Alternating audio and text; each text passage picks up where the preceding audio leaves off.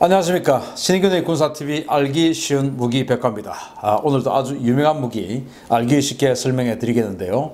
오늘 수요일이기 때문에 역사 속의 무기 알려드리도록 하겠습니다. 자, 오늘은 스탈린의 하늘을 나는 전차 안토노프 A-40T 알려드리겠는데요. 이 싣고 가서 하늘에서 투하하는 이런 게 아니고 진짜로 탱크 전차인데 하늘을 나는 전차입니다. 정말 희한한 전차죠. 한번 보시겠습니다. 자, 소련 어마어마한 땅덩어리가 장점이자 고민이었죠. 야, 우리 한국, 조선, 대한민국 있는데 우리는 삼천리 금수강산. 그러니까 이제 부산에서부터 저기 한경북도 끝까지 한 1200km 된다는 거죠. 그래서 천리가 400km니까 우리는 남쪽에서부터 북쪽 끝까지 삼천리다. 그래서 삼천리 금수강산 이렇게 하는데 소련은 야, 니들은 삼천리냐? 우리는 만구천리다. 만구천리 붉은 강산이다. 이제 이렇게 하는 거죠. 그래서 지금 여기 색깔이 붉은 게 아니고 여러 가지 색깔이 있는데 이거 전부 다 과거 소련 시대에 소련의 자치공화국들하고 다 그런 거예요. 그래서 여기 있는 컬러브로 된 거 전부 소련이었어요. 그러니까 이게 얼마나 땅덩이가 넓습니까? 그래서 당시 이제 이 서부 전선, 그러니까 유럽 쪽에 우랄산맥 서쪽에 뭔가 전력을 집중을 했는데 우랄산맥 동쪽에 별거 있겠냐 이렇게 했는데 우랄산맥 동쪽, 그러니까 극동 지역에 일본이 막 그렇게 해서 만주를 점령하고 막 위협을 하죠. 그래서 일본 그래도 별거 있냐 이제 이렇게 했는데 일본하고 노무난 전투를 한번 붙어봤어요. 그런데 일본이 그때 89식 전차를 가지고 왔죠. 그래서 이제 러시아 같은 경우는 이제 T-26을 가지고 가서 노무난 전투를 붙어서 박살을 내버렸습니다. 자, 그랬더니 어쨌든 그걸 가지고 저쪽 극동 지역에도 탱크가 있긴 있어야 되겠구나 이제 이런 생각하는 거예요. 근데 극동이 얼마나 멉니까? 그러면 또 우랄산맥 서쪽이라 하더라도 또 그 남쪽과 북쪽 우랄산맥 인접 지역과 또 전선 지역 얼마나 그게 거리가 뭡니까? 그래서 이거 좀 뭔가 신속하게 이동을 할 수 있는, 선택과 집중할 수 있는 이런 거 없을까? 전력을 갖다가 북유럽에도 갖다 놓고 남유럽에도 갖다 놓고 극동에도 갖다 놓고 하려니까 너무 많이 필요해요. 그런데 이걸 마구마구 막 옮길 수 있으면 이거 뭔가 한정된 자산으로 굉장히 강력한 힘을 발휘할 수 있겠는데 뭔가 이동하는 탱크 한번 구상해보자. 그렇게 했는데 결국은 그때 당시로서는 철도밖에 없었던 겁니다. 철도. 그런데 지금이야 철도 그래도 좀 빠르게 달릴 수 있지만 이때 철도 얼마나 느렸습니까? 지금 서쪽에서 전쟁이 붙었는데 극동에 있는 시베리아에 있는 탱크 가지고 오려면은 이거 전쟁 끝나야 되죠. 그래서 기차로 가면 너무 느린데 더 빠른 방법이 없을까? 이렇게 이제 소련 지도부가 고민을 하던 중에 자, 그러면은 한번 만들어봐. 니들 아이디어 한번 내봐. 이제 이렇게 된 겁니다. 그래서 이제 소련의 각종 이 항공회사 또 전차 회사 이런 회사들이 다 모여가지고 아이디어 회의를 하는 거예요. 자, 그렇게 해서 스탈린은 니즈를 충족할 이 획기적인 신무기가 필요하다. 1939년도 이제 그래서 쫙 아이디어를 수집을 합니다.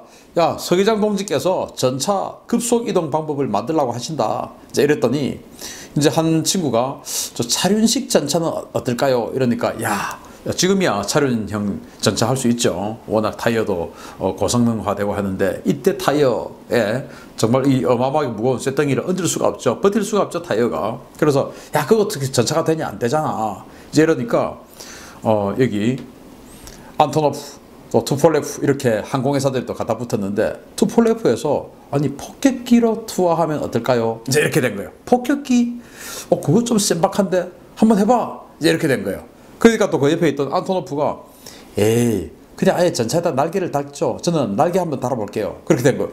너 그것도 괜찮네?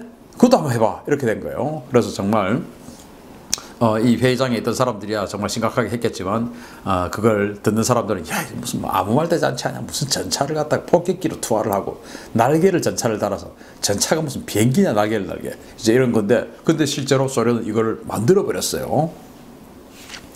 자, 가장 빠른 수송 방법은 역시 항공기죠. TB3 폭격기를 이용한 전차 수송 방법의 창안입니다. 바로 투폴레프가 제안한 아이디어인데요. 투폴레프는 당시 자기네들이 가지고 있었던 만들었던 TB3 중폭격기 여기에 대한 자부심이 엄청났죠. 소련 유일의 중폭격기니까 당시 이제 이 2차 대전, 그러니까 독소 전쟁이 발발한 직후에 막 독일군이 전전선에 걸쳐서 쳐들어오니까 스탈린이 이제 큰일 난 거예요. 야, 이거 어떡할 거야? 이러니까 이제 공군 사령관이 동지 걱정 마십시오. 우리 TB3 폭격기 600대나 있는데 이거 그냥 확 몰고 가가지고 저 독일 놈들 공업지대 그냥 폭격 다 해버리면 한 방에 그냥 공업 생산량 아작나버리고 그러면 우리 다 이길 수 있어. 걱정하지 마세요. 우리 공군이 그냥 끝내요. 이렇게 돼서 해봐 했는데 이 TB3 폭격기 600대 있는 거 제대로 이륙도 못 해보고 또 이륙하면은 바로바로 그냥 사냥당해버리고 이렇게 해서 활약이라고는 한 번도 하지 못하고 끝나버렸어요. 자, 이 투폴레프 TB3 중폭격기는 투폴레프 설계국이 1930년에 완성한 사발 중폭격기입니다. 길이는 24.4m, 폭은 39.5m에 최대 이륙 중량 17.2톤으로 완성 당시에는 세계 최대의 중폭격기 중에 하나였으며 최대 2톤의 폭탄 탑재가 가능하고 소련 최대의 탑재력과 덩치를 이용해서 수송기로도 활용이 되었으며 공중항모 실험기로도 사용했습니다. 자, 이게 지금 공중항모 실험기예요. 여기 지금 중간에 비행기 한 개 매달고 날개에 또 한 개 매달고 또 반대편 날개에 또 하나 매달고 그 위에 또 쌍엽기 복엽기 이것도 가벼우니까 복엽기 위에다가 얹고 양쪽에 해서 5대의 비행기를 매달고 얹고 해서 가서 이 속도 가지고 하늘에서 그냥 푸룩푸룩 해서 이제 가는, 그래서 수고는 안 되는 이런 거 실험도 해봤어요. 그러나 실전 배치는 못했습니다. 어쨌든 실험하고 있는 사진이에요. 그래서 이 TB3가 왜 제대로 활약을 못했냐? 덩치는 큰데 속도가 너무 느렸어요. 최대 속도가 시속 212km밖에 안 됐습니다. 212km 같으면 그냥 하늘에서 삘삘삘 날아가는 거죠. 왜 그렇게 속도가 느리냐 하면은 엔진이 700마력짜리 엔진 4개밖에 못 붙였습니다. 그래서 이렇게 큰 덩치에 700마력 엔진 4개니까 시속 200km, 210km가 뭐 그냥 당연한 거죠. 그 이상 빠를 수가 없죠. 그러니까 이렇게 큰 덩치가 시속 200km로 삘삘삘 날아오니까 이건 그냥 하늘을 나는 타겟이죠. 그래서 정말 호언장담했던 독일의 공업지대 근처에도 못 가보고 이륙과 동시에 다 제거되고 또 이륙도 하기 전에 비행장에서 그냥 폭격 맞아 다 죽고 이제 이렇게 됐는데, 어쨌든 1939년도에 전쟁 나기 전에 야, 이거 여기다가 매달면 돼요. 그런데 이게 이제 최대 2톤을 탑재를 할 수 있는데 그 말고 더 정말 구겨 넣으면 4톤까지 할 수 있었던 겁니다. 항속거리를 대폭 줄인다는 가정하에. 그러면은 당시 이제 소련 이 투폴레프는 4톤 미만의 탱크를 사용하면은 이거 가지고 뭔가 할 수 있겠다라고 생각하고 4톤 미만짜리 탱크를 골란 거예요. 그래서 고른 게 바로 T-37 수륙 양용 경전차입니다. 여기에는 7.62mm 기관총만 하나 달려있는 정말 탱크라고 할 수 없는 그냥 탱켓이에요. 탱켓. 그래서 그렇지만 수륙 양용입니다. 이 수륙 양용의 아이디어를 착안을 한 거예요. 그리고 이거 T-37의 무게는 3.7톤에 불과해요. 그것도 탄약하고 이런 거 다 적재했을 때 3.7톤에 불과해요. 그러니까 4톤까지 장착을 할 수 있는 이 TB3에는 딱 맞죠. 그렇게 해서 이 T-37을 이 TB3의 동체 하단부에다가 이렇게 갖다 붙입니다.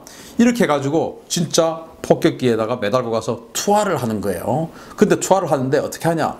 수륙 양용 전차고 이 뭐 3.7톤이라도 이 궤도라든지 이런 게 하늘에서 툭 떨어지면 이걸 견딜 수가 있어야 되는데 사실 견디기가 힘들겠죠. 말이 안 되죠. 그냥 뭐 궤도, 바퀴 아작나 버리겠죠. 그래서 이 수륙 양용 전차라는 여기에 아이디어를 착안해서 이 전차는 반드시 강에다가 투하를 하는 거예요. 그래서 강은 물이니까 땅보다는 저항이 훨씬 더 약하겠죠. 그렇게 해서 강에다가 붕덩 이렇게 던지는 겁니다. 그런데 이게 수륙 양용이니까 강에 둥둥둥둥 떠 있어요. 자, 그럼 승무원들은 어떻게 하냐? 이 투폴레프 TB3의 위에다가 뚜껑을 만들어 가지고 위에 뚜껑을 열고 승무원들이 폴짝 뛰어내려요. 뛰어내리는데 뛰어내려 가지고 헤엄을 쳐서 자기 전차까지 헤엄을 쳐서 가는 거예요. 그래가지고 이제 이 강에 둥둥 떠 있는 이 전차에다가 헤엄쳐서 가가지고 뚜껑 열고 올라타가지고 그렇게 해서 이제 조종해가지고 전투를 시작하는 건데, 야, 그런데 이게 실전에 사용됐습니다. 이제 루마니아에서 루마니아 지역에서 독일 군들하고 싸우는데 이 루마니아의 강에다가 이렇게 던져서 사용을 했는데 던져서 하기는 했는데 독일군들한테 그냥 다 제압이 돼버린 거예요. 왜냐? 아니 보니까 뭐 갑자기 수송기가 와가지고 전차를 붕덩 빠뜨리는데 한참 있다가 보니까 또 뭐 승무원들이 퐁당퐁당 뛰어내려가지고 막 헤엄쳐서 가는 거예요. 그러니까 저거 봐라 해가지고 그냥 소총으로 조준사격 텅텅텅텅 하니까 헤엄쳐서 가던 승무원들이 다 죽어버리는 거예요. 그래가지고 야 이거 뭐 탱크 한 개 벌었네 해가지고 승무원들 다 제압하고 그렇게 자기애들이 가서 끌고 온 겁니다. 끌고 와서 자기애들이 들고 사용하는 거예요. 그렇게 해서 소련군이 한번 루마니아에서 해봤더니 야 이거는 안 되겠다, 전투 불가다. 이거 던져만 주면 오히려 독일군한테 이 탱켓 하나 그냥 선물하는 거야. 그래서 이거는 끝, 안 돼. 그래서 독일군은 여기에서 루마니아에서 한번 사용해보고 교훈을 얻었죠. 야 TB3 저거 보이면 완전히 이거는 선물이야. 그걸 그냥 바로 하늘에 있는 이 TB3 격추를 시키든지 아니면 낙하 지점 쪽으로 가가지고 승무원들을 사격해서 잡든지, 그리고 나서 전차는 우리가 먹으면 돼. 너무 좋은 선물이야. 이제 이렇게 해서 전혀 겁을 내지 않았어요. 그래서 이 TB3에 매달고 가가지고 던지는 거, 강에다가 던지는 거, 이거는 바로 그냥 폐기 됐습니다. 한번 딱 쓰고. 그때 이 안토노프에서는 야 투폴 F 니들 말이 되는 소리냐 그게. 우리는 막 아예 그냥 나른다 날라, 서로 그냥 자기 스스로 날라. 니들처럼 던지는 거 이런 거 아니야. 강 없으면 어떡할까요 그거. 반드시 강에만 하면 되냐? 땅에도 해야지. 우리는 땅에다가 하는 거야. 스스로 나른다. 이렇게 된 거예요. 나르는 전차 A-40T 오늘의 주인공입니다. 이게 이제 안토노프가 어디서 아이디어를 얻었냐 하면은 이제 미군이, 연합군이 독일군에 이제 독일에다 막 대규모로 막 이제 공중 강습을 하는데 폭격기 또 이 수송기 이런 게 막 가서 낙하산 막 뛰어내리고 하는데 나중에는 이제 모자라니까 여러분들 아시죠? 글라이더를 뒤에다 매달고 이 글라이더에 미군 공중 강습 부대들이 많이 타고 이렇게 해서 매달고 가는 걸 본 거예요. 그래서 수송기가 쫙 앞에 가고 글라이더를 뒤에 쫙 가가지고 글라이더에 또 타고 그렇게 해서 막 뛰어내리고, 야 글라이더 이거 딱 됐구나 해가지고, 글라이더는 워낙 양력이 좋고 하니까 그러면은 이 전차에다가 날개를 글라이더 날개처럼 이 복엽기로 해서 더 저항을 많이 받게, 그래서 이 힘을 많이 받게 복엽기를 이렇게 달아가지고 날개도 2개 갖다 붙이고 뒤에 날개도 왕창 붙이고 해가지고 이렇게 이 TB3 폭격기에다가 매달고 가자. 그러면은 잘 날아. 그러면 이제 땅에 탁 안착을 시키고 그러고 나서 날개를 제거하고 싸우면 되잖아.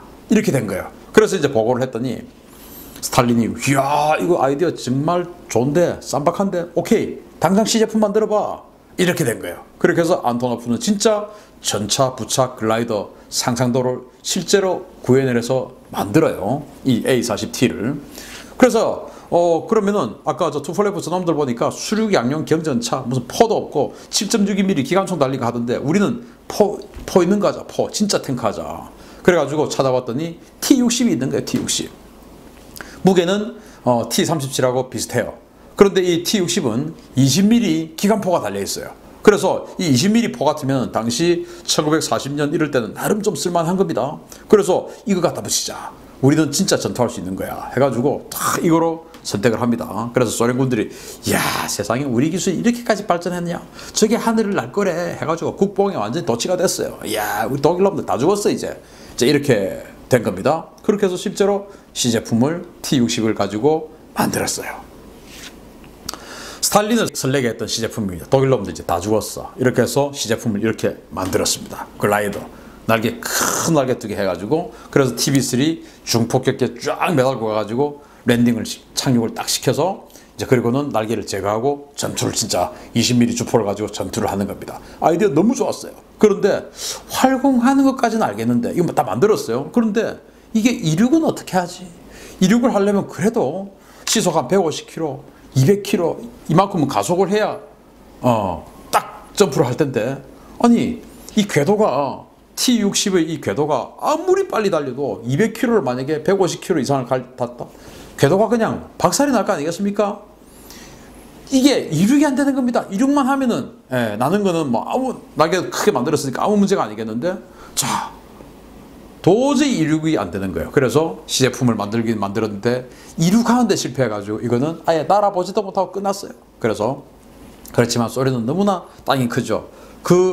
나는 날아가서 어디든지 보낼 수 있는 전차에 대한 꿈은 버리지 못하는 거예요. 여기는 이제 끝났어요. 안 돼. 이륙을 못하니까 궤도 때문에. 그래서 30년 후에나 현실화됐어요. 1970년도에 여기에서 BMD-1이라고 하는 이 공수 장갑차를 만들어가지고, 이건 BMD-2인데 BMD-1, 2, 3를 만들었어요. 그렇게 해가지고 낙하산으로 딱 낙하시키는 걸 1970년도에 만들었습니다. 이때 이제 미국은 쉐리단 전차 해서 전차를 갖다가 낙하를 시켰죠. 소련은 장갑차를 낙하를 시켰고, 이렇게 해서 1970년도에나 돼서 이 꿈을 실현시켰어요.